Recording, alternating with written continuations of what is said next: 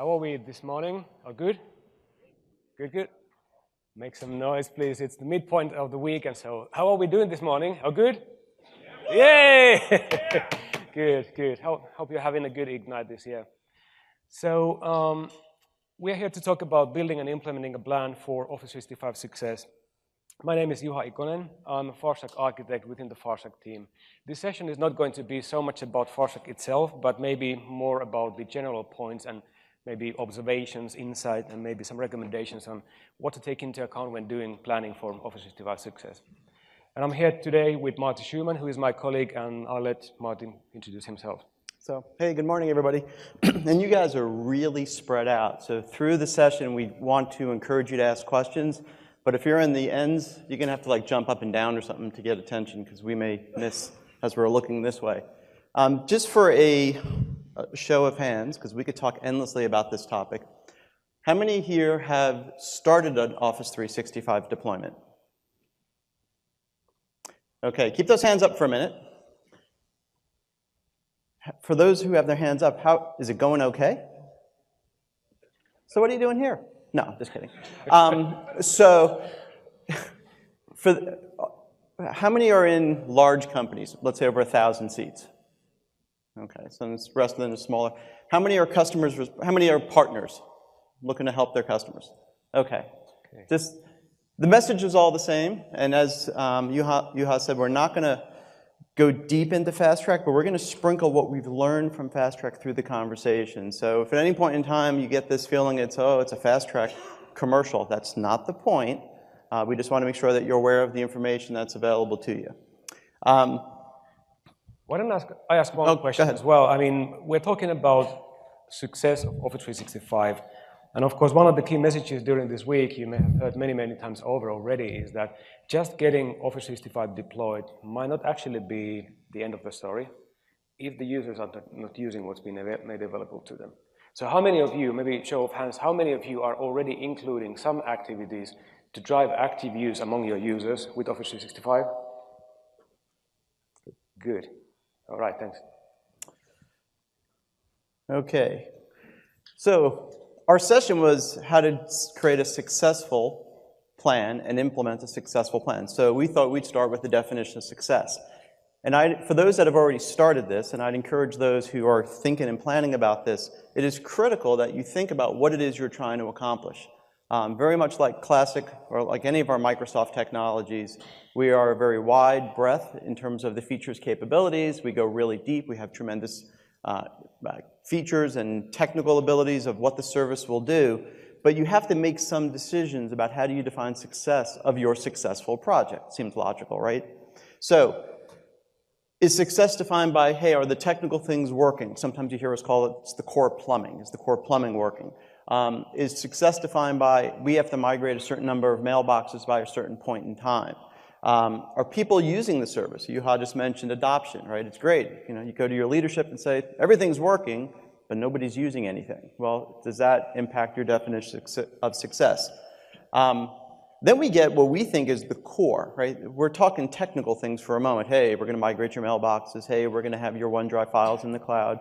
But really, are people more productive? Are things more secure? Are we saving money? Do we have less calls to the help desk because of this? Those are the things that define success. And I will tell you that for every company we've worked with, and we've both worked with some of the largest on the planet, as well as helping some of the smaller companies, they all have the same challenge. So the question becomes to you, to your team, to your leadership, what do you define as success? And build your plan around that. If you're not doing that, what you are doing is a proof of concept. Because, I mean, it's cool, spin up a trial tenant, do some really neat things, but you have to have a definition of what it is you're trying to do. For us, in Fast Track, again, not a commercial, just FYI, we look at it as if you're onboarding and you're migrating and you're adopting the service, that's success. If you're just onboarding, great. If you're just migrating, great. But as we talked about a moment ago, if your users aren't using it, if you're not getting the value out of it, then you haven't created success. So you will hear, and there was actually an article just published today about the SSAT, the right side of that slide. In our world, when we're working with our customers, and we can work with all of you, we refer to DIBS and SSAT. Now, I'm not going to read the entire slide to you, and I see folks are taking pictures, which is cool. If you want, I can stand in front of it. But the slides will be available, the session will be available as a digital download. So, you know, available to you. Also, if you go to fasttrack.microsoft.com, you'll see this all over the place. But the point is, look at these items that are on here, and for those that have already started those Office 365 deployments, you may have intuitively already done this, right? And that would be great. You know, hey, do we have a due date? Are we targeting something? Do we have a business reason why we're doing this, as opposed to somebody just said, we should go to the cloud. Everybody else is going to the cloud.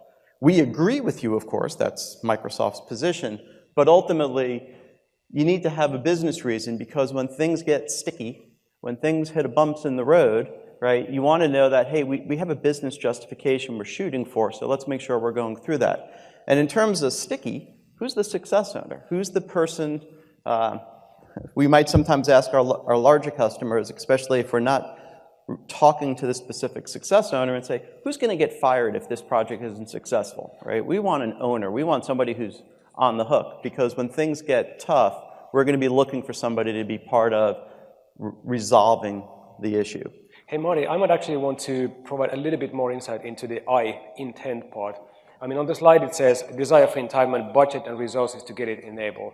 Now, if you are managing your project of moving to Office 365, and you struggle with getting resources, and you need to beg for the budget and stuff, it means that even if you would want to go to the Office 365 environment, into the cloud, and you have purchased the licenses, there's no budget or resources available for a project, it means the intent is very weak. Which means you might need to go back to your success owner and explain the situation. I need this budget, I need these resources to be able to move to the cloud, to get you the benefits that you expect. And once you have been able to guarantee the resources and budgeting, then you have intent. So that's one example of, if you're missing some of those things, you might not be as successful as if you had those things, right?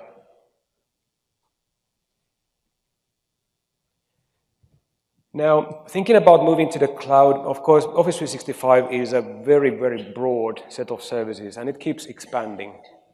Now, the thing is that when you do your first onboarding to the cloud, it might only be maybe a subset of services. So you may want to start with, I don't know, Skype for Business or OneDrive for Business, Exchange Online.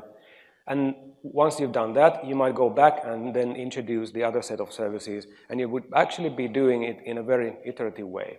So that's one reason why we suggest that when you do your planning, you don't just do it just for this time, but actually you try to create it a more repeatable process, if you will.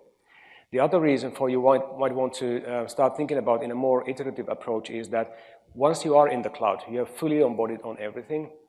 That's not the end of it, because we keep adding features, we keep adding capabilities on top of what's already there. And the latest addition was Teams, of course, a huge additional capability in the Office 365.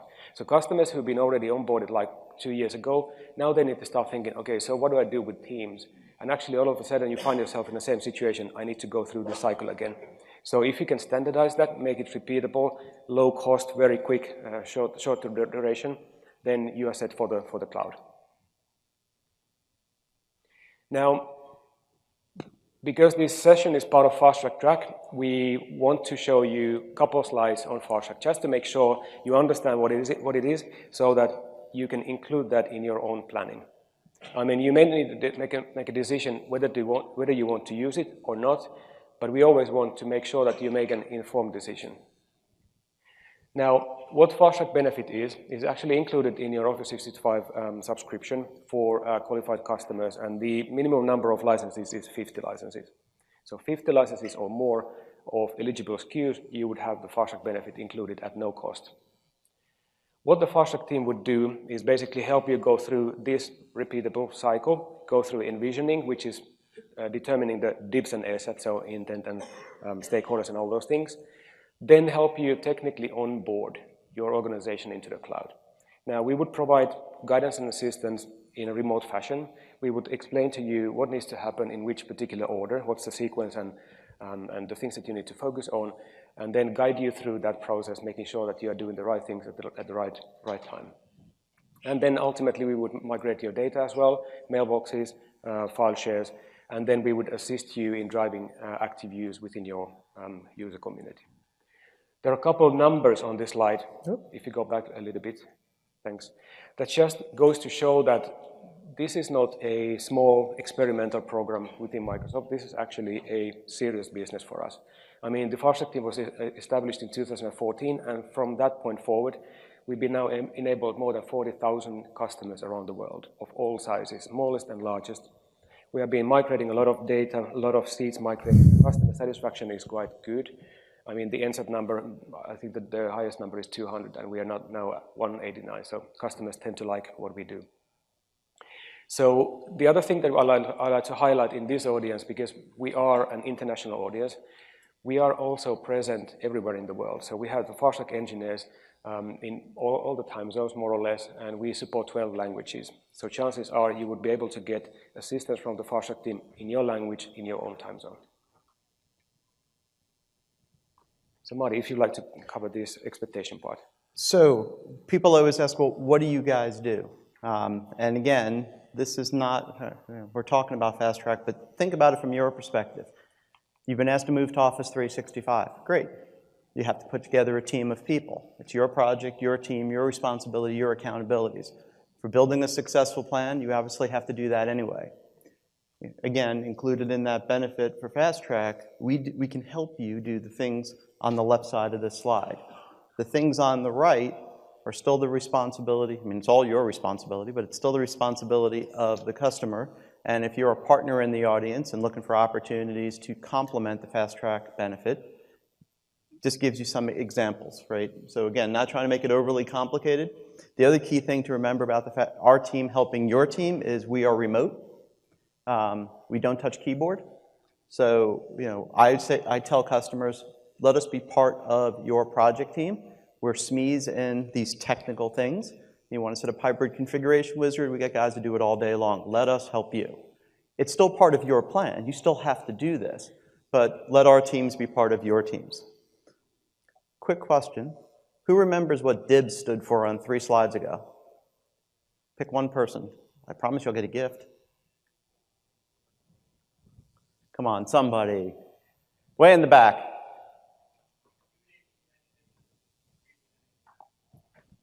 There you go. Now, you didn't think this would be a fun session, but we have giveaways. So, this is a cool Raspberry Pi kit. So while Martin is doing his delivery part, why don't I just jump on then to another part of FastTrack. So FastTrack is, of course, a team of people spread around the world and helping customers every single day. But FastTrack is also a combination of tools and resources available to you online whenever you want to use those. And one of the things that we provide is actually a planning tool. Who's familiar with something that is called Success Plan? Okay, so let's go there. Success Plan is a tool that you can use to plan out your Office 365 onboarding. I mean, it asks you a bunch of questions which are relevant for this particular situation, and it will basically help you go through a careful thought process, and the result of that would be, of course, your onboarding plan. That is very useful for you, for communicating to your stakeholders, communicating to partners if you happen to be a customer, and of course, the FastTrack team. Now, the FastTrack portal is something that keeps updating quite a lot and quite often, and the latest update we got was actually last night. Now, I wanted to demo a live FastTrack success plan to you, but I'm not going to take any chances. This morning I got a couple errors here and there that I reported already back to the team, so I will show you a couple of screenshots of what you can expect to see when you go into the FastTrack portal and start creating your success plan. So first of all, the FastTrack portal is something that you can go into and log on using your own credentials. So if you have a Windows account, then you can use that to log on to the portal and start creating your own success plan. So you would basically see a wizard. You go into one form, to next form, the third form, etc., and it will take you step by step through the critical planning exercises. There are basically 3 parts of that success plan. So the first one is business case, and that is basically the first step when you start doing your envisioning, if you will. You remember the cycle. So the first part was envisioning. What is your business goals? What are the business problems that you want to solve? And things like that. The second is service readiness, and that is basically focusing then on the technical part of the onboarding. Which are the workloads you want to enable? How many users do you want to migrate data? And things like that. And then the third part is the adoption. So how do you get ready for launching the service to the users once fully onboarded and migrated, so that those happen hand to hand? Whenever the services are available, then you would communicate to the users, create events, maybe some champion networks and things like that, readiness and support. And a key point here is these are tools available to you. Whether you choose to work with the Fast Track team or not, doesn't matter, but what we are telling you is you need tools. You can go build a complex Microsoft project, 4,000-line plan, so one approach, but these are some fundamentals, and there's information in here that is important for you to build out your story, your business case, your plan, and we encourage you to leverage the tools and the assets that Microsoft is providing to you to help you be successful. That is correct, yes. And if you look carefully at that screenshot on the right-hand side or in the middle, it says Success Plan Library, and it says Training Resources. So right there, you can access the wealth of resources we provide to any customer, regardless of whether they use the FastTrack team or not. You can also request assistance from the FastTrack team through that success plan. So if you don't know how to reach out to the FastTrack team for that particular guidance and advice, you can always go to the portal and request for assistance through there. Okay. Now, let me show you a couple of screenshots just quickly. So these are the typical things that you would need to fill out. So click here, click there, select your scenarios, and what are the products and you want to do and things like that. So it's very easy, very straightforward. You can always take a break and then come back whenever you want to continue with the planning. So just show you that there is a planner available to everybody, so just go and use it. Okay, so now we're going to get into where we start to share some of the nuggets of what we know. Again, it's going to be a little bit high level, but there'll be some takeaways. And again, take the pictures if you want, and again, the deck will be available. In the deck is also a bunch of links, so those links will help you go to some of the resources we're going to show here in a minute. In your plan, whatever your plan is, our experience would tell us you need to have the following. One, you got to define where you're going. Target scope definitions. Are you doing Exchange in SharePoint? Are you doing Exchange in Office or Office Pro Plus? Are you doing OneDrive? Companies can start anywhere, right? You buy a suite. We want you to get the value of the entire suite, but people ask us all the time, well, where should we start? Well, where's the biggest bang for the buck? Where do you have the most opportunity to reduce some cost savings? Are you on a very old legacy, old environment of Exchange on-prem? Or are you is your outsourced relationship with your partner coming to an end? I mean, that's up for you guys to decide. You need to plan for remediation. We'll talk a little bit more about that in a moment for sure. Service enablement, Juha mentioned that. That's that core stuff. Hey, you got to turn on the tenant. You got to make sure your Active Directory, assuming you're using Active Directory, is clean. You have to make sure you have you've taken a look at network. All those things are important. Security and compliance, I'll show you some real cool tools and stuff here in a moment that most people don't even know exist, which is just shocking. We'll talk a little bit about data migration, tons of information around data migration, and of course that depends on what you're migrating from, right? If you're coming from Lotus Notes to Exchange, it might be nirvana for your users. Holy mackerel, where have you been hiding this all this time? If you're going from Exchange 2013 to Office or to Office 365 and you're on the same client, the users might look at it and go, okay, great. And that's where that adoption and training activity is so important to get them to be excited about the opportunity. Change management, mile-wide topic, lots of sessions, and we'll show a slide at the end of all the other sessions that either you can attend live on change management and usage and adoption, or you can download after the fact.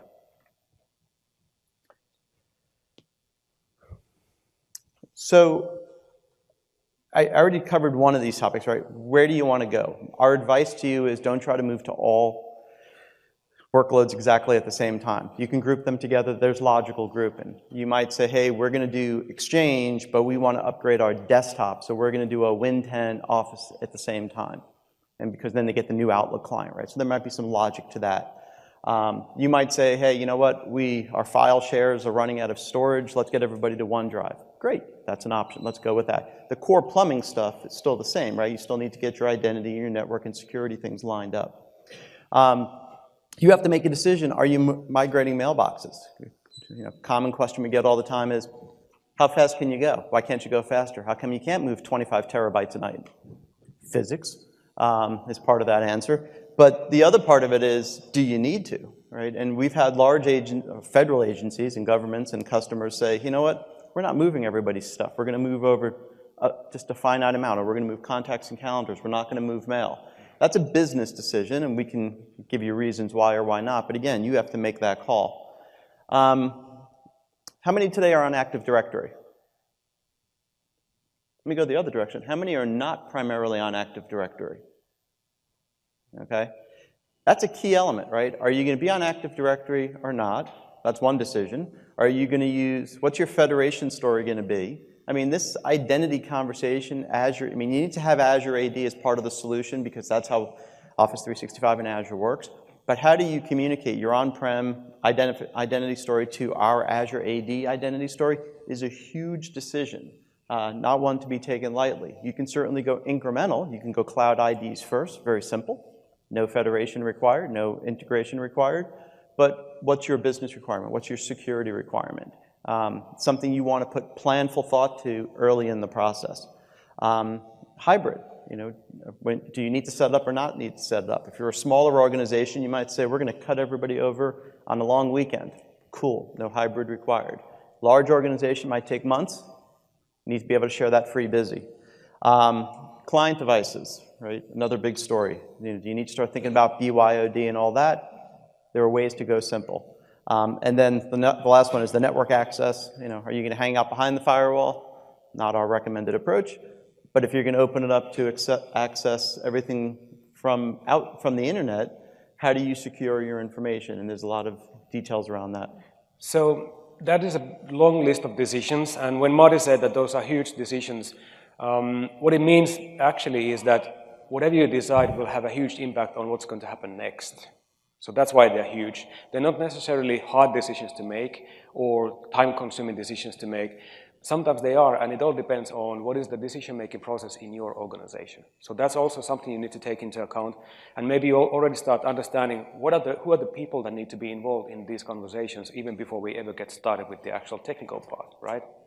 And so be mindful about that and make sure that you get timely decisions that are not going to slow you down, but you know exactly what you need to do based on the decisions that you have.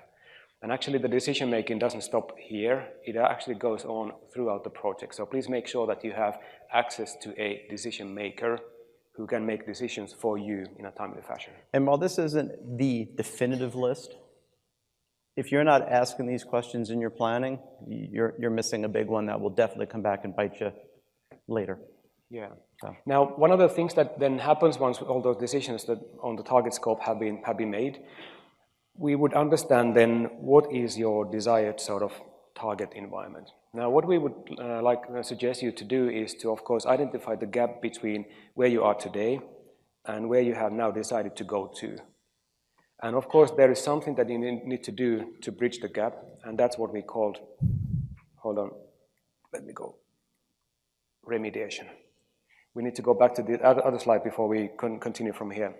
But basically, the remediation part is essential after you have made the decisions and you have assessed your current environment so that we know what are the things that we need to change in the production environment to make sure that we are ready for connecting to the cloud. And my favorite sort of thought model is that actually connecting to Office 365 is not difficult. It's actually very easy and it's very quick. What usually takes a lot of time is getting to that stage when that can happen. So getting ready for that, that's where the time is spent. And so that's usually called remediation, at least in our workflow. So again, what needs remediating depends on your target scope decisions and the current environment. You can't expect anybody to give you a generic remediation checklist, go do these, because every source environment is different, right? So it's a careful activity to identify those remediation activities. There are certain remediation areas that are very common. So network, definitely. What are the firewall rules? What is the required bandwidth? What's the expected latency and all of those things? And we, as the FARSHA program, we provide you with tools So we have tools that you can run in your environment that give you that information for you to make decisions. Identity readiness, Marty talked about that already. So thinking about the identity model that you're going to use, there's a whole set of dependencies on each of those. So for example, routable domain name, Active Directory attribute values. We also provide tools for identifying any potential issues in your Active Directory attributes currently. And of course, we fix those. Many other parts, so VPN, no VPN. Desktop readiness is another remediation. For example, if you run a very, very old version of Office, for example, then that Outlook client may not be supported to work with Exchange Online. Now, it may work, but if it doesn't, nobody's going to support you. So the recommended remediation item in that case would be to upgrade the Office client to a supported version. Third-party integrations, if you have any fax services or anything else on top of your current environment, how is that going to be affected or needs to be remediated for moving to the cloud? And of course, security. All right. Can we switch the screens? How do we, to this other laptop real fast? What do I need to do? The switcher, it's easy to say. The switcher is here. So if you want to switch.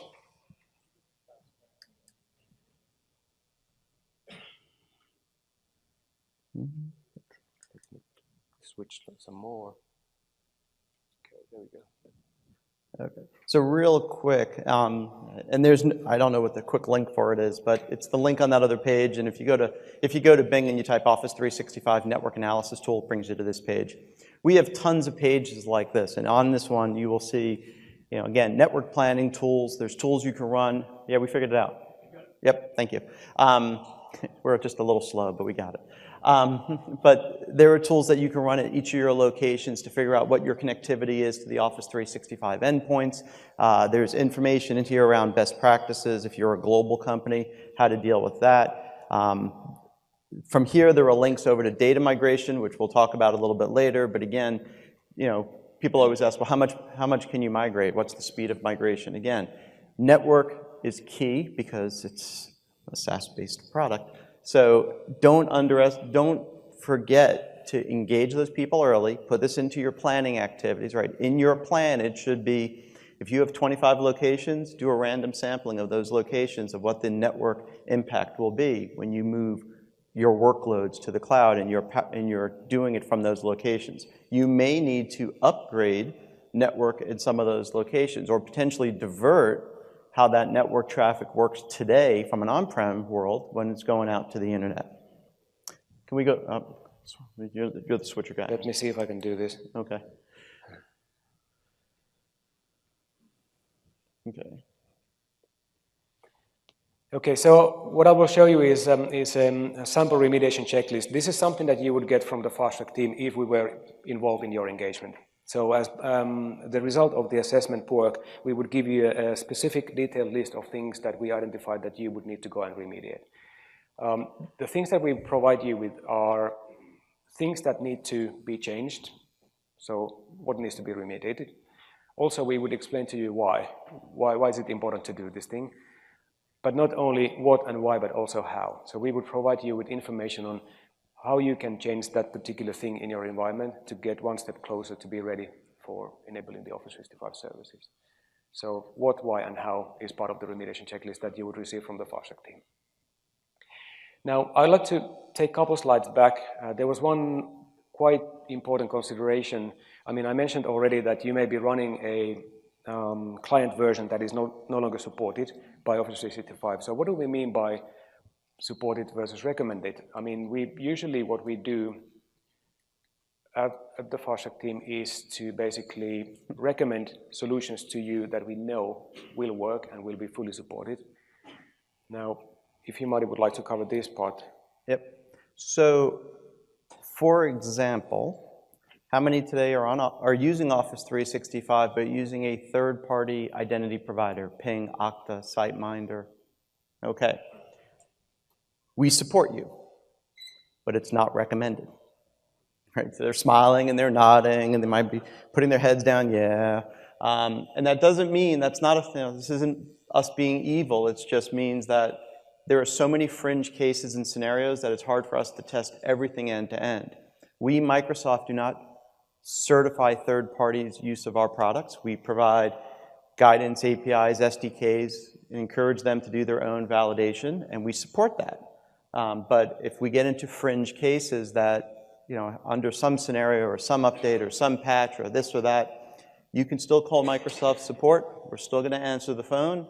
We will ask you, can you remove the third party, and does it work? Yes, then it seems to be a third party issue. Do you want to bring the third party on the phone with us and have a three-way conversation? But that's different than our complete recommended approach, in which we do test all those scenarios end to end, forwards and backwards. And there's a variety of those scenarios.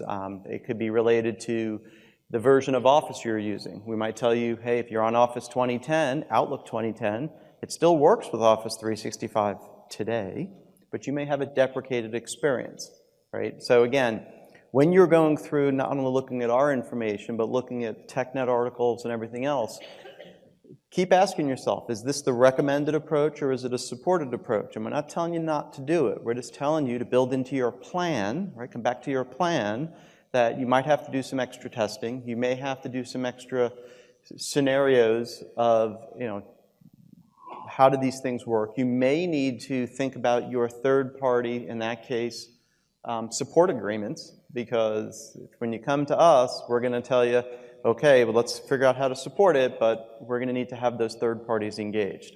So again, it's just our job, our goal from Microsoft, Fast Track, and everyone is to get you onto the service and using it as quick as possible. We provide recommended approaches.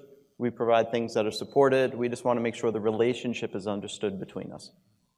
Okay? Are there any questions on this topic, recommended versus supported? You might get a prize.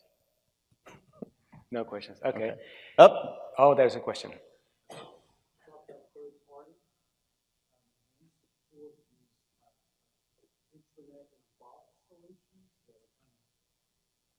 So the question is, do we support intranet-in-a-box type solutions? And just a reminder, there are microphones if needed. But so when you say an intranet-in-a-box, meaning that they're, and you get a prize.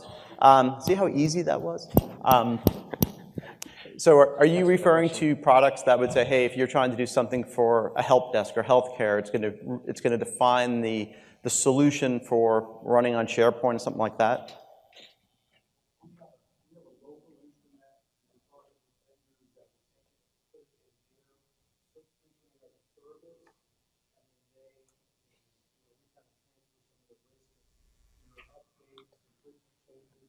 Right. But that's no longer then in your, for instance, SharePoint tenant. That's in their solution. Well, then that's on them. And the integration back to us, so that he was saying, hey, we might outsource a holistic solution to somebody else to run an intranet that our people can access, but this way they take ownership of it. Almost kind of a managed service on the service. So that was a thumbs up for those that didn't see the thumbs up. So again, in that scenario, what's the integration we would support? I mean, we're not telling you all your SaaS solutions have to be Microsoft. You can certainly use third parties, outsource it. It's just the question of what's the integration that we would expect. And as long as it's normal, SharePoint, identity-related solutions, great. And certainly, even if they're outsourcing it, they can still leverage your AD or your Azure AD identities, right? So we have a good B2B story. That may fall into that, a little bit of that B2B. How do we, have our people access information over there and share our identities? So that wouldn't be a scenario of really a recommended versus supported. It really gets into things like, for example, we encourage you to use a firewall, that's fine, but we want you to trust the IPs and the URLs coming from us. You say, well, I trust 99% of them, but I want to figure out which ones I don't need to turn on. So you start turning them off. That's not recommended. We recommend keeping them open so that traffic can flow. If you call the help desk, we're going to support you. And the first thing we're going to tell you is, can you open all the firewall ports? Does it work? Yes. Responsibility back to you to figure out what do you want to do. That was a great question. And Mari, there is another one. And we take one question and then we move on. So please, can you go to the mic? It's a little bit further out so we may not necessarily hear you. Thank you. Yeah, please go on. Yeah. So you said 2010 is supported but not recommended, right? How about 2013? Is it also going out soon? It is. There are support statements on it. I don't know them off the top of my head, but we also released some guidance that basically said by 2020, if you are N-1, future version -1, we will stop allowing access to the. So in other words, it's not a question of supported or not. It's you won't be able to, for instance, in 2020, Outlook, I think 2013 will not be accessible to Office 365. You'll need to be on 2016 because that would be the N-1 because we'll probably have 2020 by 2020. For example, a feature like groups, the new feature, would it work on 2013 or do I have to be 2016 and up? My advice to you and to everybody is bookmark the Office 365 service descriptions, and down on the left side you will see specific statements that are updated all the time on support statements, because it changes. I mean, the goal is it's going to change. So today 2013 and 2016 are supported. Okay. But as time goes on, we will drop those off. And a lot of this is due to more advanced identity and security and other features and functions that are just not available in the older versions. Okay? Okay, good. Thank you. So remediation we discussed. Let me go through this very quickly. So.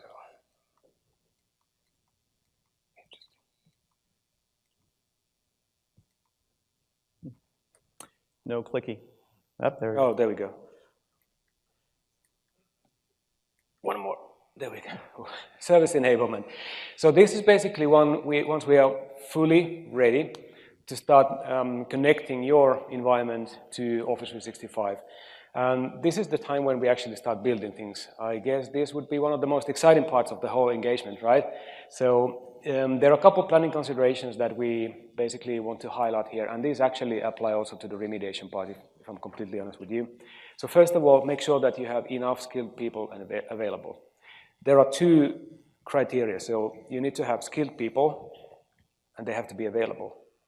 One of the dependencies in all the organizations that we've been working with, even if there are two projects that are no dependent on each other whatsoever, what happens usually is that they basically take the resources from the same resource pools.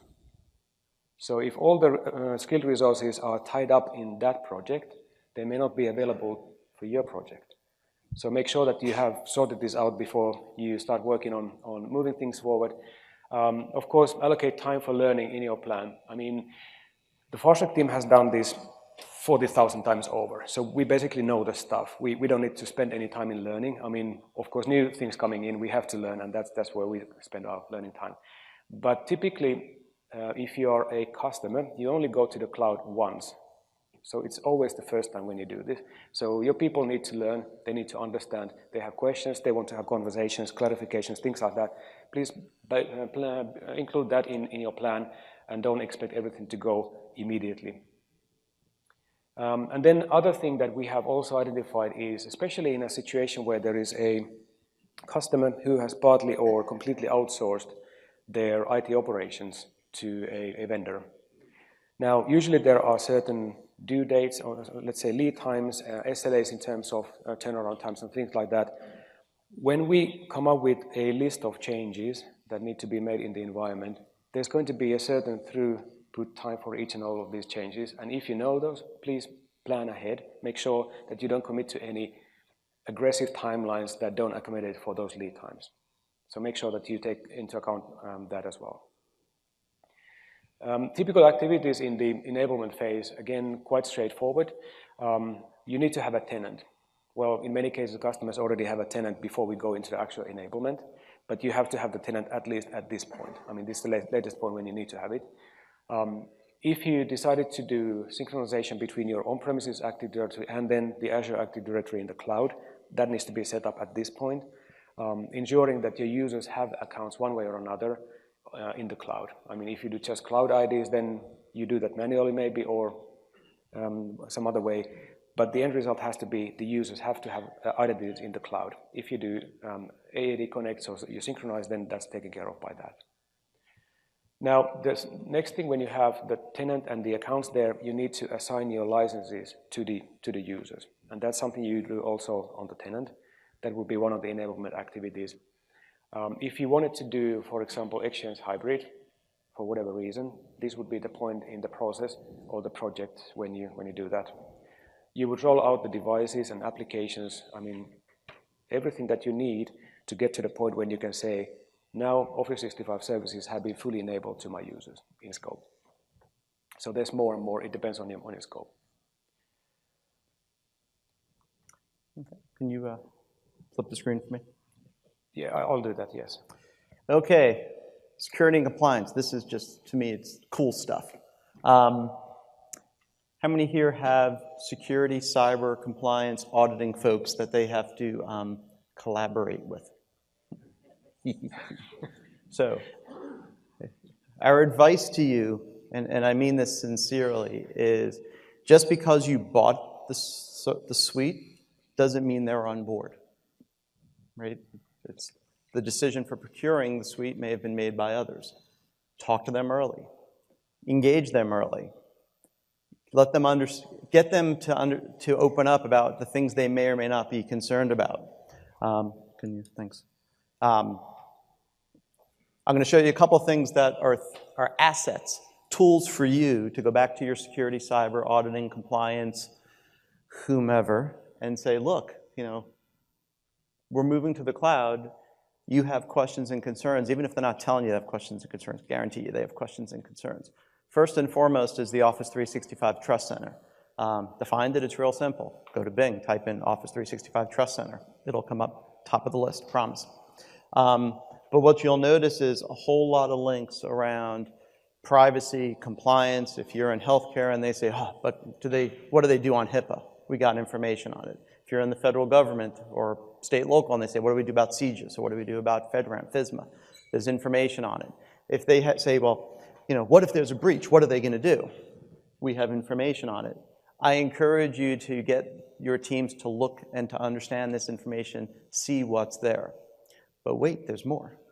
So, how many of you have test tenants? Please tell me everybody has a test tenant. You know they're free, right? 30 days, sign up. It's really cool. You can sign up for an E5, even if you bought E3, you can see all the cool security stuff.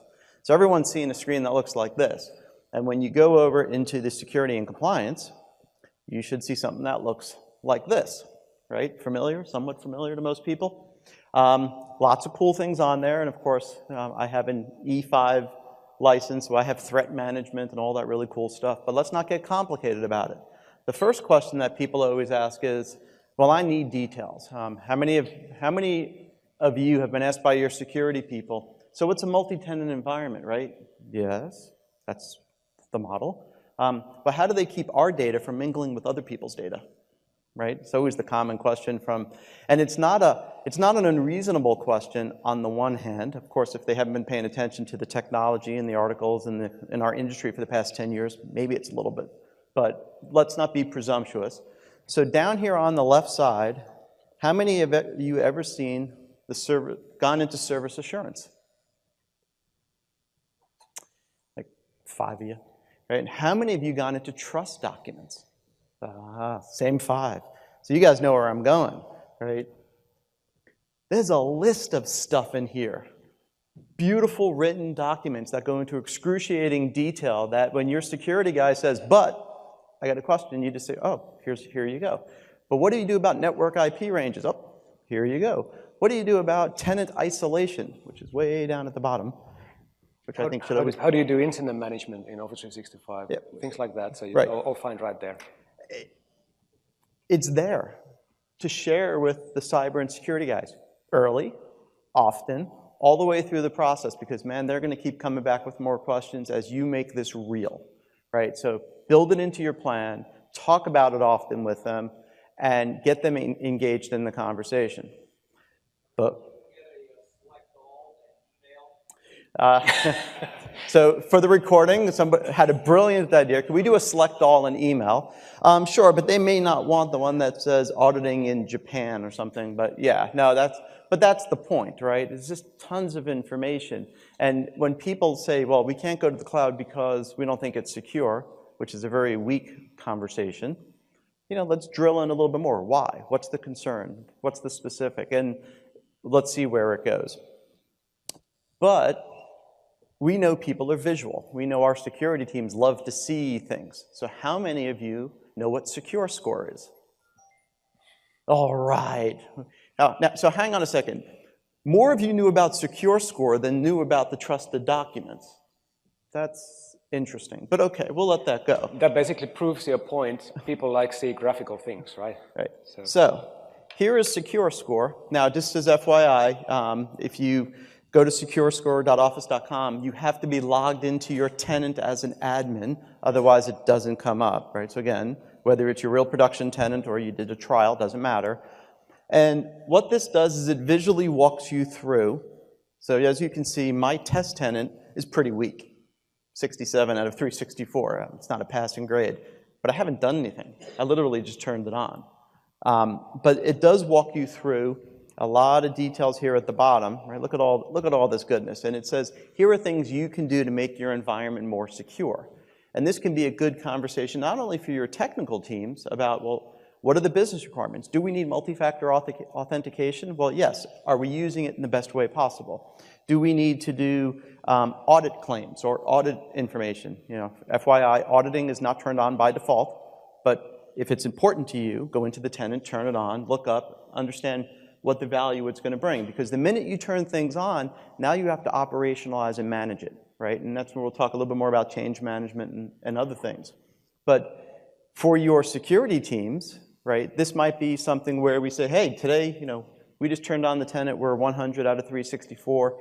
Here's the top 10 things we want to do. Those might be easy. Turn on auditing, doesn't cost you anything, just flip the switch.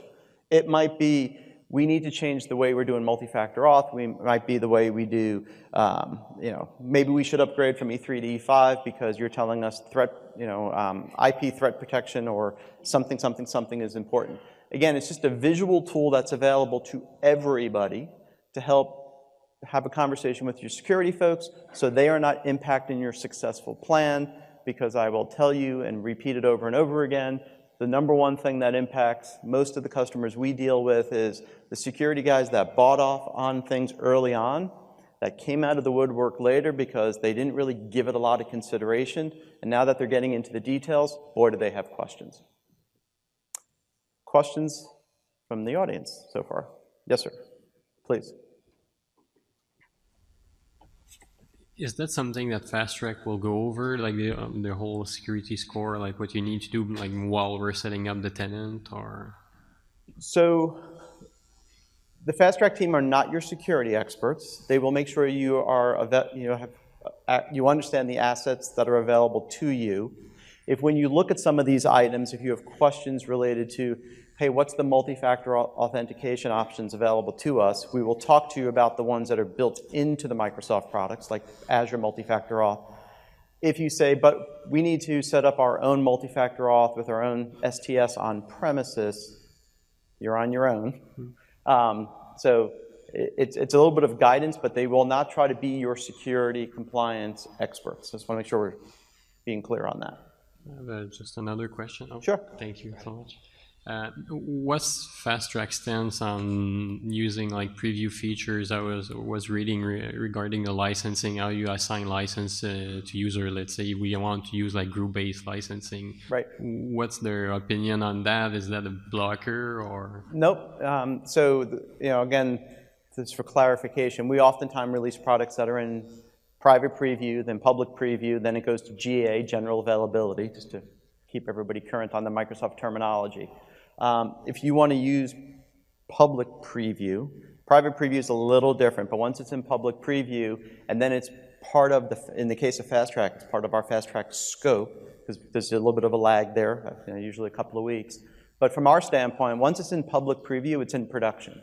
The message to a customer would be, you can call support and get support for the public preview feature, but we're 90+%, the feature is going to have these capabilities, but we may change things. Things may, we may add something, we may remove something. So just, kind of buyer be warned. So if you start to create, like in the case of group-based licensing, is a great example, and you wrap tons of process around that, and then we change something because it was in public preview, just go into it with your eyes open. That would be the guidance. Fair enough, thank you. All right, just to go to service enabling, like you didn't ask for questions when you talked about service enabling. Okay, bring it on. One comment is like whenever a new service comes up on Office 365, most of the time it gets enabled right away. It would be nice if we could like have a delay and when we can enable it. Another one is like the licensing managing. Like we realized that at one point, like we're managing the licenses. Power BI, like we did not apply license, even if there's the free license. But users went to the PowerBI.com, got new licenses for free. Then they went to the Power BI Pro for free for 30 days, and then they start sharing dashboards, and then suddenly no more. And then they say, doesn't work anymore, we need licenses, but it's not part of the budget, and if you got a big company, it's pretty tough. We found a PowerShell command where you can stop the free licenses to be applied, but I think it should be out of the box, no?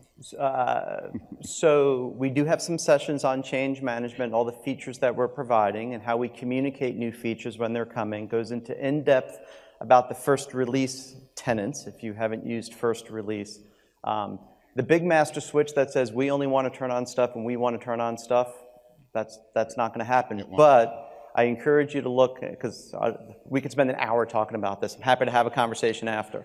But I'd encourage you to take a look at the change management sessions, as well as, and I'll find the link afterwards, but we're having some new communication about things in the roadmap, features and functions, how we tie them in the roadmap to the message center so that you're notified. Get in a first release tenant for or first release users so that those things are coming. Even with group-based licensing, there are things that are turned on. There's a step process in how things are turned on. So we've heard the customers loud and clear, but we also have some philosophical differences about how features and functions should be rolled out. So we're trying to find that happy medium. All right, thank you. Yep. Okay. Yes, sir. Yeah, question around older versions of Office. We said N-2 will not be supported. N-1. N-1. We are a large manufacturing environment. We have a lot of third-party products that tie to laboratory equipment, manufacturing equipment, that then hook back into Office that tie us to old versions. So if we're not going to have access to the Office 365 environment, how will we then be able to access documents created in those environments? So there's some new information been released about our positioning and stance on and creation of tools to help users on very old legacy versions of Office and how to move them up into that current work stream, right? Office Pro Plus, which you probably know will have releases twice a year, right? And again, there's a first release, early channel, deferred channel. I forgot the terminology. We've also started working closely with some of the top third parties. So as our releases come out, they're updating things. We also have tools that help identify things that have to be changed. But the short version of the answer is you may have to re-engineer, repurpose some things that are stuck on an Office 2010 world to move them into a current development cycle in order to get the benefits of the service. Or you are going to have to potentially run things in parallel. So you can run Outlook 2016 with older versions of Office side by side. Not a great user experience because the visuals are very different, but there's no way for us to not take features, capabilities, go forward while we support things that are the architectures of those older versions of Office are dramatically different than the newer ones. Yeah. So it sounds like maybe we might have to pull things back out of Office 365 if we can't upgrade those clients. So, well, hopefully you can upgrade the clients, but yeah. Okay, so Marty and everybody, I may have to make an executive decision. Please. To hold the remaining questions into the end of the QA. So we are going to reserve at least 10 minutes, I hope, in the end of the session for questions. So apologies. So we have 22 minutes. So we're going to try to go quickly through the next handful of slides. Yeah. The slides themselves are not so important, but the topics, what we want to share with you. So thanks for being active and asking questions. That's great. And we'll be around after, but keep going. Okay, so data migration is then after remediation and enablement. Now everybody are in the cloud. The users are having fun there. We are moving the data as part of the migration then, if that's in scope for the engagement. So the question that you need to do from the planning point, you need to ask from the planning point of view is that how much data do we actually want and need to migrate? Is there an option that the users, for example, with mailboxes could start with empty mailboxes? So having the old environment there, read-only mode, all new mail comes into the new environment, but you don't migrate any old data to the new environment at all. Would that be an option? If yes, then that would be the easiest solution. If not, then of course data migration needs to happen, and that's fine. Now, if you then decide to do mailbox migration, and many of our customers do, which is absolutely perfect, the activity of just planning and scheduling which mailbox moves in which particular migration window is not that trivial. So what we suggest is that you will start planning your migration activities and migration batches, so which users from which locations in which particular migration window quite early on, because that usually requires also collaboration and working with the teams in the field. So if you have multiple locations, I mean, it was just a great example yesterday. If anybody attended the Nestle session where they explained the challenges they had with the planning mailbox migrations for 300,000 users across the world. I mean, it's a huge undertaking, and if the earlier you start, the more successful you will be. And then, of course, what we see sometimes, customers, they commit to certain migration completion dates upfront, even before planning how they're going to do the migration. So, of course, it's good to have targets, but then only commit to any particular target completion date after you have done your first initial test mailbox migrations, maybe some pilots, and also when you have figured out what is going to be your ramp-up plan from the initial batches into the full velocity. So for example, if you have 20,000 users and we could migrate, I don't know, 4,000 mailboxes a week, does it take 5 weeks to complete? It takes five weeks and plus, so longer than 5 weeks. So don't use just numbers in figuring out what's the completion date. Do some testing, take some evidence from real life, and then plan based on that. That will be our recommendation.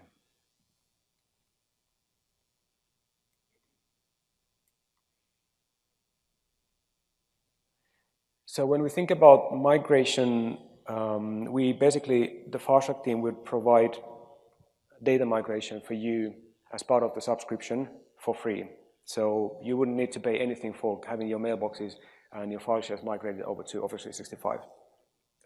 When you plan your migration, there are certain considerations that you need to take into account. So one of the delegations and shared mailboxes, again, that determines or dictates which users need to move at the same time. And then, of course, if you have multiple source environments, like many large customers have, they may have a few Exchange environments, maybe some Lotus Notes and other environments. If the FastTrack team were to perform the mailbox migration for you in that scenario, we would recommend and actually support doing it in a sequential manner, so one source environment at a time. So again, another planning consideration. Real quick one, any tools you guys provide in the delegations to help map out that spider web of craziness? The question was that, do we provide any tools in analyzing the delegations and all those things? There are some scripts that we provide that help identify those delegations. It's a tricky topic, for sure. Yep. Yeah. Quick question to follow up to that. So I read this morning about Azure Data Box, your answer to Snowball. Is there any chance we could use that to migrate mail data or SharePoint content to Office 365? The question was the Azure Data Box. Can that be used for migrating? Absolutely have no idea. I would have the same answer. Yeah, sure. You know more than we do, because this was the news for me right now. So. I tell you what, stop past the FastTrack booth and we'll get you in touch with the data migration guys and they can tell you what they're thinking. They're probably ahead of the curve already. So, okay. So file share specifics. Again, if the FastTrack team would be migrating your data files, you would need to plan for both shared files and shared folders and then personal folders. And typically what customers would do is to migrate shared folder content into SharePoint Online. We would do that for them. And then any personal folders on shared sort of file servers would usually go to OneDrive for Business for those particular users. Now, OneDrive for Business migrations, there is another key decision point to be made. Do we want to migrate the personal files for the users, Or would we rather have them do the migration themselves if they feel like something needs to be moved over? I mean, those are some of the considerations that our customers are thinking of. And in some cases, their decision is, yeah, we will move everything for them. And in some other cases, no, we will not move anything for them. They will do it themselves, which would then require a little bit more guidance and assistance and support, I guess.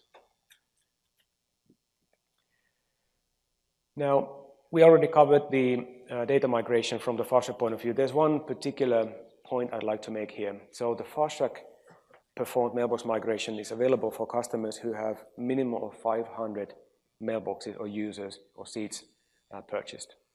Any other customer who have less than 500, we will provide the migration guidance and the migration tools, but we would not perform the migration for you. Make sense? So that's the key difference there. Now, this is a new sort of threshold that we introduced in the beginning of this month. If you purchased earlier, then the previous threshold would apply to you. So just a footnote there. Let me see. If I cover the change management as well, then we can maybe move on. Yeah, I mean, I'd say let's. I think we usually start and then I'll sort of pile on. Yeah, again, the key thing on all this, the one thing I'd want you to take away is build into your plan time and resources for your people to become product owners of the workloads you're putting into the service.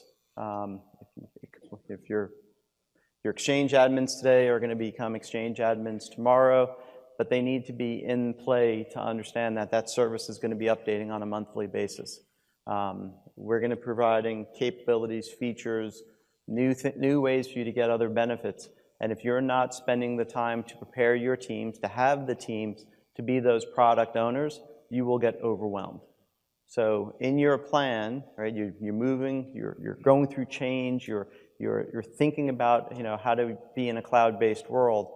It gets back to what was the point, what were the goals of the mission here, and just make sure you have people that are spending the time to be ongoing experts in those workloads. And don't try to make it just one person's the Office 365 person who's going to be responsible across Exchange and OneDrive and Skype and Teams and Office and Windows 10 and Intune and EMS, and I can keep going, and our heads will all spin.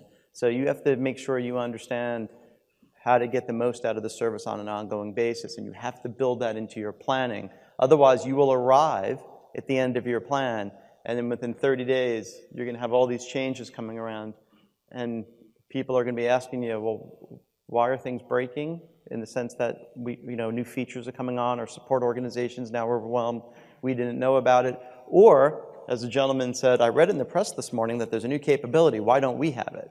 Well, if you were planning for it proactively, you would have known about it, you would have been able to prepare for it, you would have been able to turn it on in a reasonable, organized way, and you'd be getting the benefits of the cloud promise. One example that we already discussed today was the client upgrade. So if I'm on this and that version, then what should I do?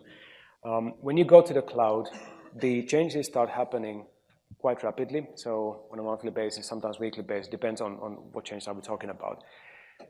One of the things that we hope our customers will also take on board is the new mindset of not doing client upgrades as projects in every 3 or 5 years, but actually bake the client upgrade project into a process that basically happens more frequently.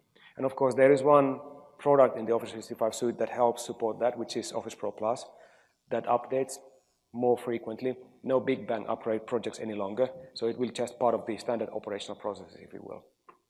Okay. So I guess the message here is that the cloud can I don't know what would be the right word, maybe inspire you to start thinking about the client mindset also in your on-premises environment a little bit more and make it more agile. I know it's... Right. But the other thing that I wanted to call out, which is a good segue to the last topic that we have, is not just the IT change management, but also the organizational change management, which is usually all about how do we help users change their behavior in the workplace. So we have 10 minutes left. I think we've covered some of this already. We did, yeah. So, and again, there's plenty of sessions on it. Let's go to the next slide. Let's move on. Because I want to give it, some chance for some questions. real briefly, take a look at the Office 365 Adoption Content Pack. There's a link for it. It's free. It'll help you understand how people are using the service. How are they using Exchange? When are they sending mailboxes? It's a free add-on to the tenant. It includes free Power BI. Again, there's the question of free Power BI versus licensing Power BI, and I get it. But I'd encourage you to go and take a look at it. And FYI, I think they're going to change the name of it shortly. So, but if you search for, or you follow the link when you get the deck, if you search for Office 365 Adoption Content Pack, you'll be good. Let's go. So we're going to stop here. And again, I encourage you to be, this is how we all look at IT projects, right? You have the vision of what it's going to be. It's the top. And then, the universe, the Office 365 universe has the bottom plan for you. If you develop a really good plan, if you're thoughtful about it, if you build things into it to really understand that there's adoption and change and new skills and learnings, as well as all those technical things, you'll be in a much better place. So with that, let's open it up for questions. You jumped out of your seat real fast. You must have a hot one.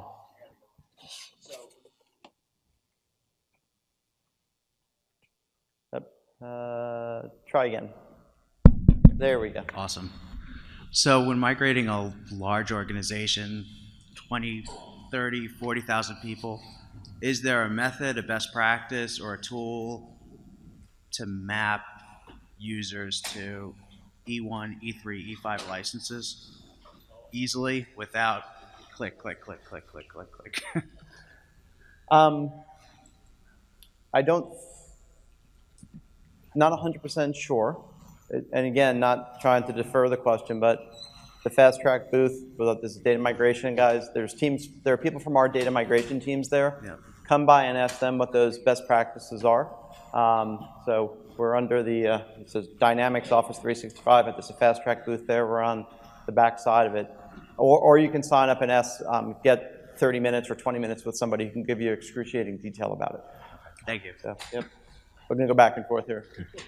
Does Fast Track provide any assistance for customers that have large on-premises email archiving systems?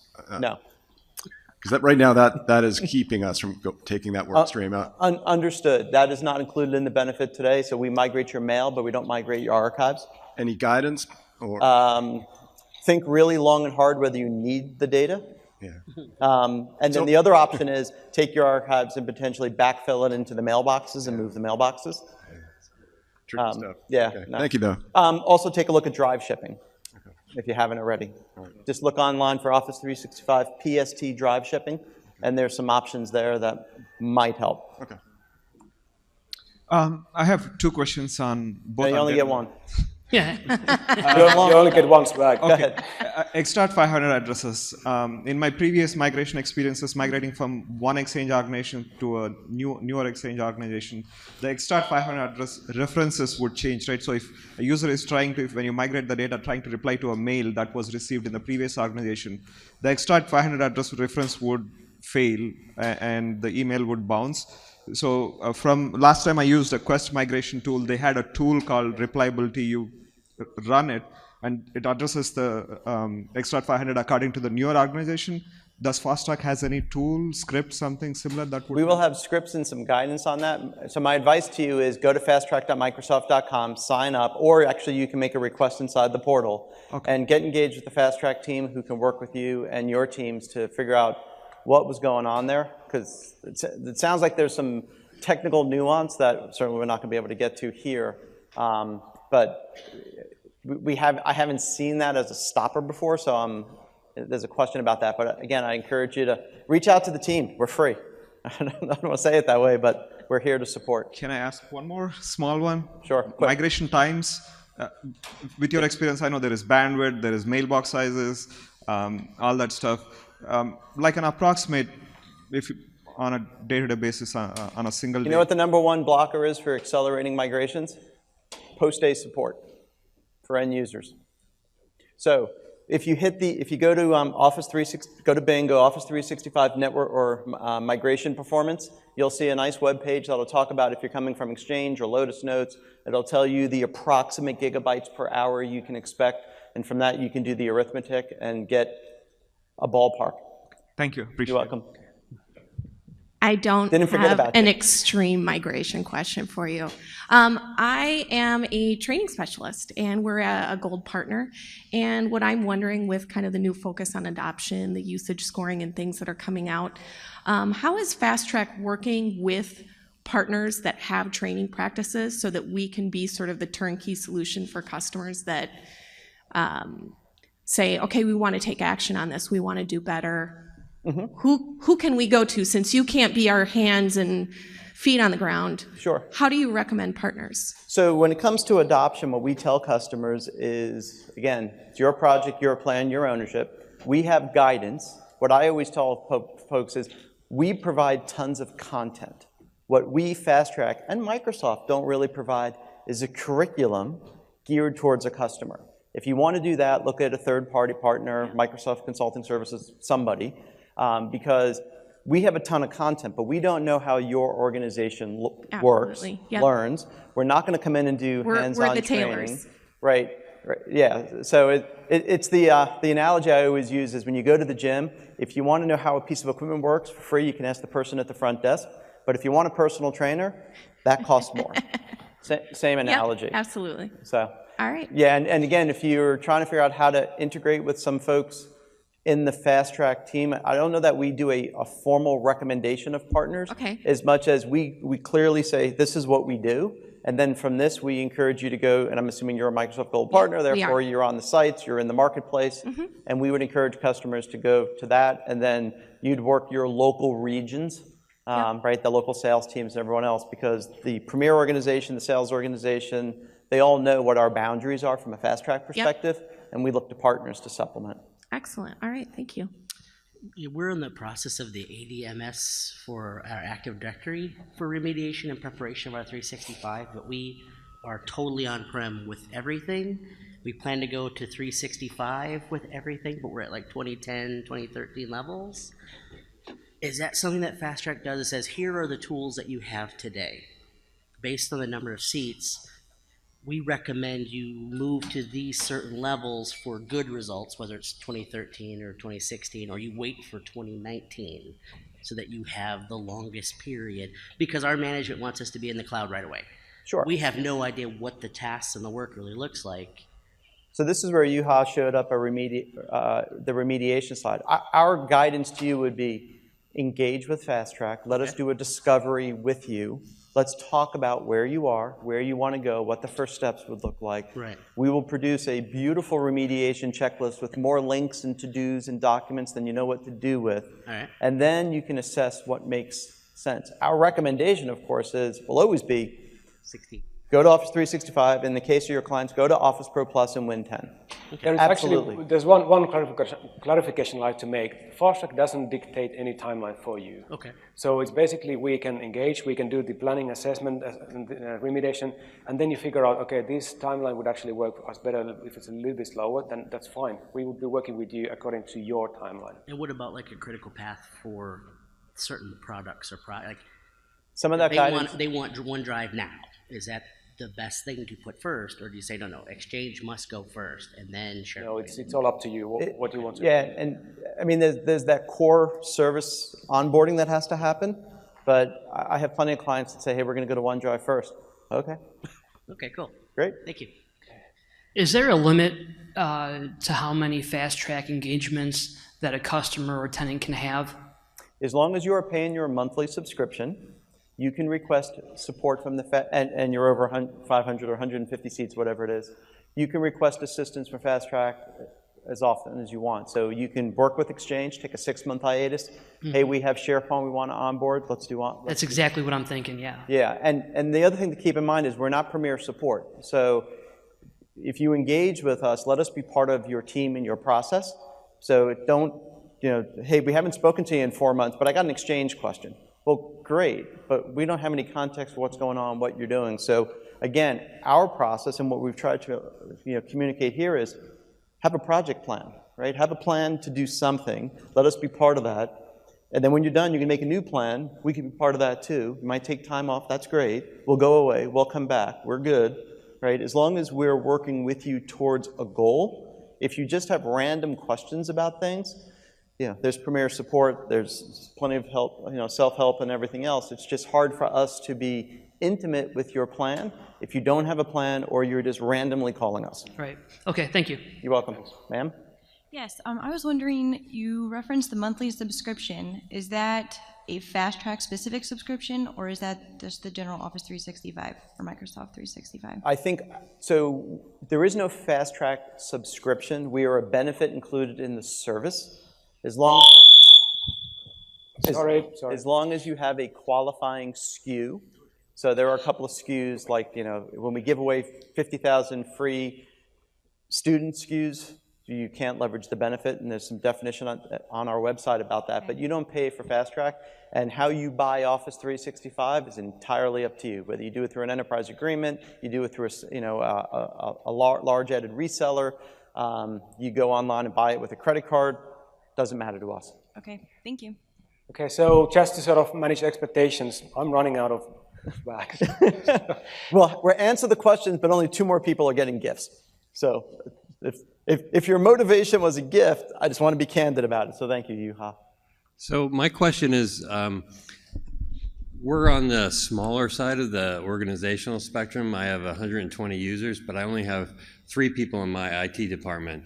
And so one of your comments was, don't be the one person who knows all about Office 365. Sure. I don't have that luxury. And so I'm really looking for some guidance, because right now we've deployed a couple of pieces, but the IT workload with questions and stuff is somewhat overwhelming. So we're really hesitant to sort of jump full force into a lot of other things. So I'm just looking for some guidance on how to do that migration in a way with a small staff that makes sense. No, that's fair. I mean, I have an opinion. How do you have? I do, yes. I mean, the way we engage from the Fast Track team is pretty much the same for every size of a customer. And so what we would just need to have from your side is somebody who does the migration planning and scheduling and those things. So the engagement should be actually quite straightforward. As if you think about 130 users, it shouldn't be a huge undertaking to get everybody on board. And if you think about the migration event itself, Marty was already alluding that we would be able to migrate maybe thousands of mailboxes a week. So I wouldn't expect that to be a huge time even during that transition. So the Fast Track would be able to help you get ready for that and go through that, and should be fairly smooth. Not a huge organization needed. Yeah, and take bite at a time, right? Start with Exchange, get comfortable with Exchange. The other advantage of a small organization is all the tremendous features that we offer are, may not be relevant, may not be things that you're going to use. Where in a large enterprise, I mean, I have some customers that are north of 500,000 seats. Man, they just want to go into all the detail, and related to security, related to feature, function, PowerShell, integration. So in that case, the Exchange expert has to go super deep, where in a smaller organization, right, take a look at the tools that we have. Also, on the admin portal, you'll see there's something called the concierge service. Mm-hmm. So when you click that link for Fast Track has multiple flavors to us.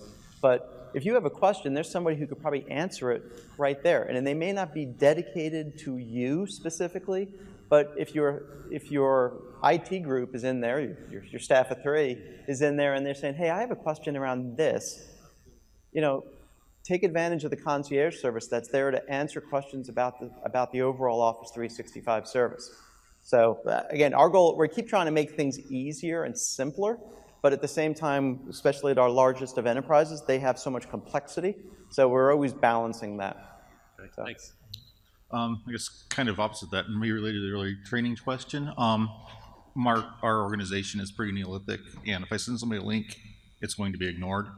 But if I lock somebody in a room with a meeting for a day or 2 with maybe a consultant, are there Fast Track partners that are experts that we can get in person to actually sit there and give demos and talk with people? Yeah, so not from the Fast Track team. Approved, I guess. We are a scale organization helping, you saw the numbers, 40,000 customers in the past 3 years.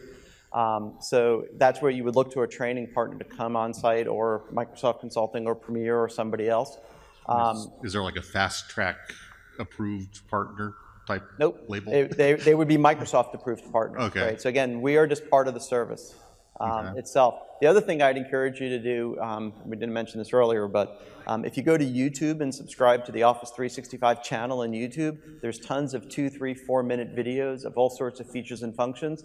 So while they may not go to a link per se, right, depending on your organization, you can have it playing in the lunchroom. You can potentially send them a link which has the picture, the YouTube picture, so it's not a link, it's a picture. I mean, hey, think of everybody on Facebook, right, man? They're pushing those buttons all day long. There's ways to get information out there, and we generate a ton of content. Yeah, thank you. Yes, sir. So I can say we actually migrated to Office 365 successfully, right? Awesome. But one of the problems that I have is this new services that come in, and they get enabled by default. So there's confusion within the business as what those services are. Is there anything in the roadmap that allows us to turn those services off and we can turn them on a planned scenario, right? Yep.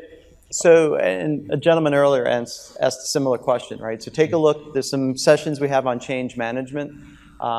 We will be continuing to turn things on by default, but there shouldn't be a surprise if you're leveraging the tools that we have, right? So if you're on the first release as a tenant, if you're in first release as users, you can know those things are coming.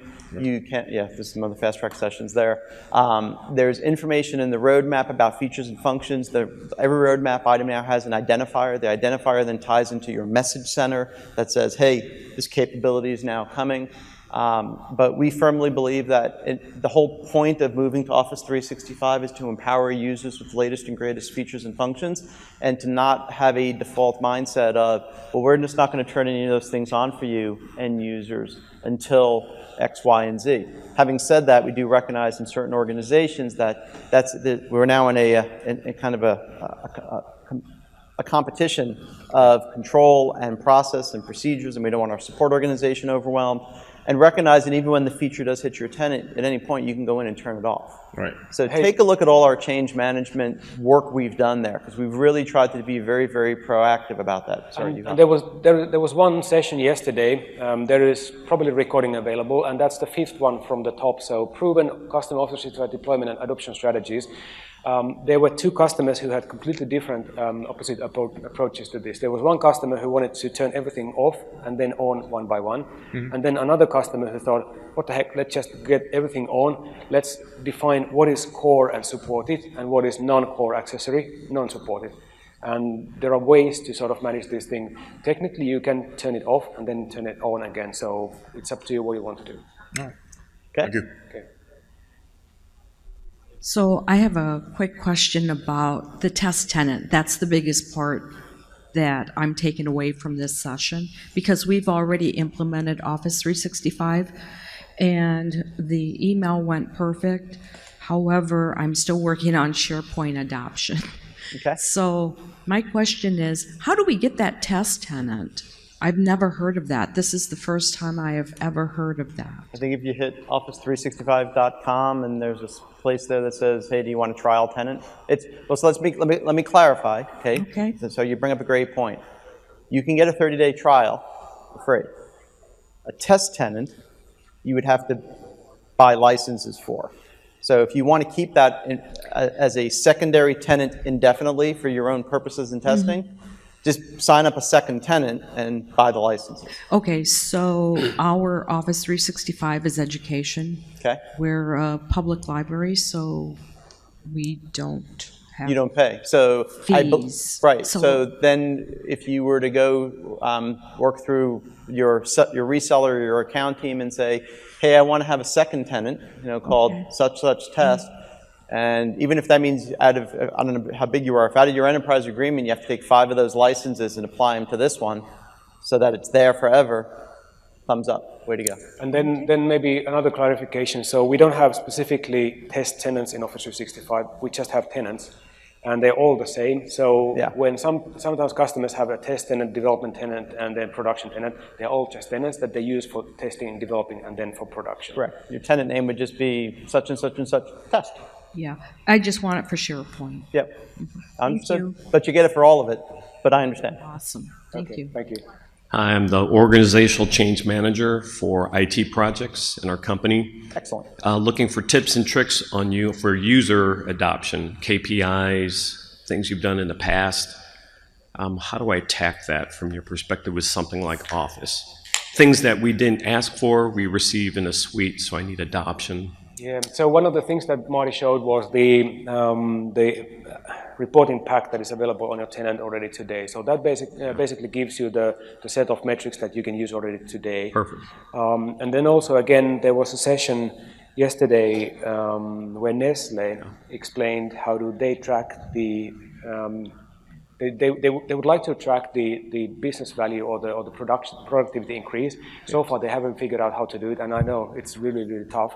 But what you can do is you can track and manage the adoption. So you can report on adoption KPIs. Yeah. And the theory goes, if more and more people start using certain capability, it must add them some value, which is usually productivity. Process change and value is what we're looking make for. Make it easier, make them feel better or whatever. So. Okay, but you have white papers or experience from fast track deployments looking at user adoption? We don't know. I know that we have, there's white papers and ROI type conversations from a Microsoft and an Office perspective. Okay. Again, if you swing past the fast track booth and you ask either if there's somebody available, great, but if not, you can always, there's a lady you can sign up with and she will find somebody on that topic of choice, but I know from our adoption team, we have 2 or 3 people here that can go into more detail. Perfect. Thank you. All right, thank you. Security score, is that a function of if you're a service administrator or global, is that score going to change?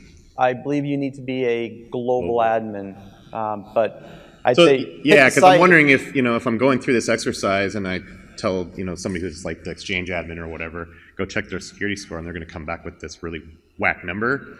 So I'm just wondering. No, yeah. So for reporting purposes, should it be one person looking at this all across the board? It doesn't drill down into, well, you're an Exchange guy, you only see this or you see that. So it's a global admin because it's a broad view, right?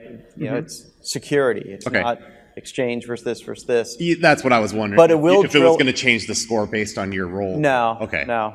And nor that should not be the way you attack it from a security perspective, right? Because otherwise you're just introducing holes. Yeah, I just wanted to make sure that when people come back to me and say, "Oh, well, these values are different. What's the real story?" Right. So I just wanted to make sure that it was. I would take the conversation of we want to have an Office 365 security conversation, recognizing that yes, in Exchange you might have a malware or threat or phishing or spam, and that might be different than files for SharePoint. But from a secure score perspective, I would look at it holistically. Okay, and then one quick question. Are you aware of any P&P work for provisioning in O365? Any, I'm sorry? Patterns and practices work on the provisioning side? For provisioning of of any services in O365 or just management in general?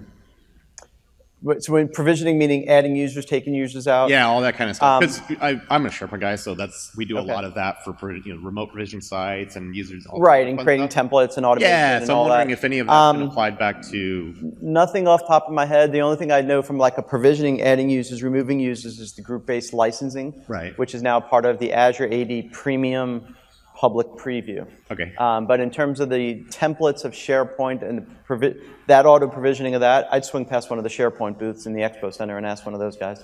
Okay, thank you. Last man standing. This is just more curiosity than anything else. We plan to move to Office 365. We have a lot of people that open Microsoft accounts with the company email using our domain. Will that be a conflict when you move, or the accounts are separately? That could be an issue. I mean, if they're using the fully qualified domain name that is registered to you, and you would like to use that in your production Office 365 tenant, those accounts would be in conflict with that tenant. And we actually, there was one question at the booth the other day, exactly this. So there was a person who had been using the company account name basically as a Microsoft account. And now he has also, under the same name, a sort of corporate account. And his partners, when they invite him to join, for example, a Teams site, it will log this person off and log on again, but not to the public account, but again to the corporate account. So he doesn't have access to that partner team site, even if he got the request. So all kinds of weird things may happen. So that might be an issue. So it is a remedy to that, like cancel all the accounts that right now, an option before you move? I don't think the FastTrack provides any guidance on that, except that try to avoid that situation in the first place. But if you're already in there, then I guess whatever way you can do to basically get rid of the sort of rogue accounts, if you will, then that would be helpful for you, I think. All right, thank you. Thanks. Okay, as you can see, we could go on and on and on, but I guess it's time to break now and leave room for the next session. Thank you so much. Thanks.